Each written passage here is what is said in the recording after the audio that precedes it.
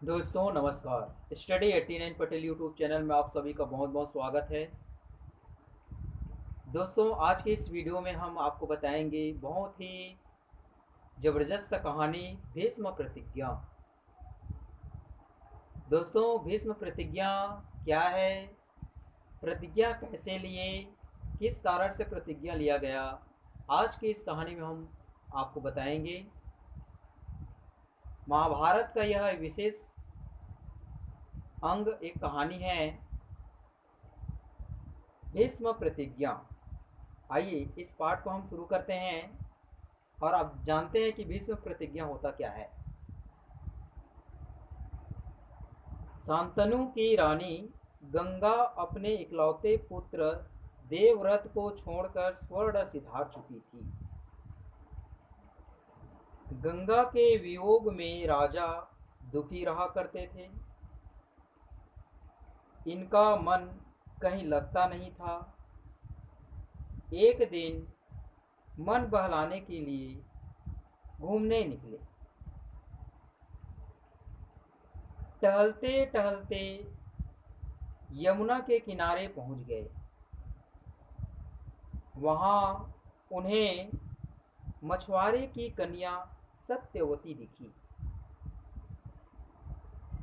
सत्यवती में रानी बनने के सभी गुण थे। राजा शांतनु उसे रानी बनाना भी चाहते थे, परंतु सत्यवती का यह पिता मछुआरा विवाह के लिए तैयार नहीं था। राजा इससे दुखी रहने लगे। पिताजी को दुखी देखना देवव्रत को सहन नहीं था। वह मछुआरे के पास पहुंचा। सत्यवती के विवाह की बात उठी तो मछुआरा बोला, राजकुमार, यह विवाह नहीं होगा, क्योंकि मेरी लड़की कहने भर को रानी रहेगी। राजगद्दी तो कल आपको ही मिलेगी। सत्यवती के बेटे गद्दी नहीं पाएंगे। बालक देवव्रत गंभीर हो उठा। एक ओर पिता की चिंता, दूसरी ओर राज सिंहासन का मोह। क्षण भर में उसने निश्चय कर लिया। बोला, धीवराज, हे धीवराज, मैं वचन देता हूँ कि राज सिंहासन पर कभी नहीं बैठूंगा। सत्यवती के बेटे ही राज करेंगे। सुनने वाले दंग रह गए, लेकिन मछुआरा बहुत चालाक निकला। तुरंत बोला, सो तो ठीक है, राजकुमार, गद्दी तुम्हें नहीं चाहिए, लेकिन तुम्हारे बेटे तो राजा बन सकते हैं। यदि वे सत्यवती के बेटों को राज्य देने से इनकार कर दे तो। पितृभक्त राजकुमार देवव्रत का चेहरा तमतमा उठा। गुस्से से पूरा भर गया।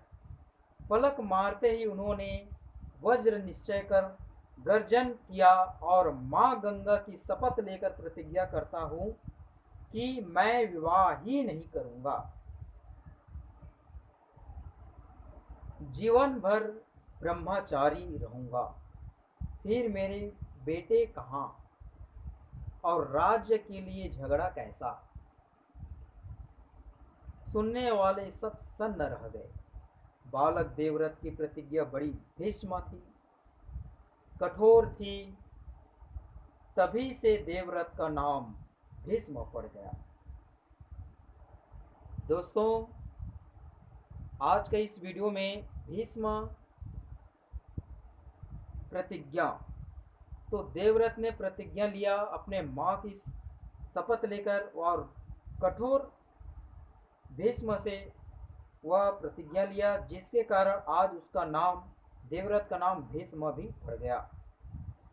राजा शांतनु का विवाह हो गया। सत्यवती रानी बनकर राजमहल में रहने लगी।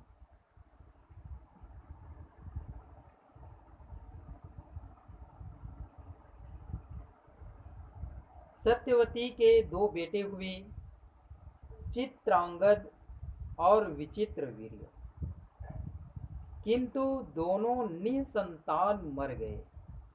गद्दी सुनी हो गई। सत्यवती ने भीष्म से राज सिंहासन पर बैठने का आग्रह किया। भीष्म ने अपना वज्र निश्चय दोहराया। सूर्य और चंद्र अपना स्थान छोड़ दे, किंतु मैं अपनी बात से नहीं टलूंगा। निराश सत्यवती ने अपने पहले पुत्र व्यास को याद किया। वे आ पहुँचे। सत्यवती ने उनसे भी गद्दी संभालने के लिए कहा। तो व्यास जी बोले, माँ, मैं तो बचपन से ही इस सांसारिक माया मोह से दूर हूँ। मुझे अब इस झंझट में मत बांधो। लेकिन हाँ, मैं तुम्हारी चिंता अवश्य दूर कर दूंगा। व्यास जी की कृपा से विचित्रवीर्य की रानियों के दो पुत्र हुए, धृतराष्ट्र और पांडु। धृतराष्ट्र जन्म से अंधे थे, अतः पांडु गद्दी पर बैठे। पांडु के दो रानियां थी, कुंती और माद्री। कुंती के युधिष्ठिर, अर्जुन, भीम तीन बेटे थे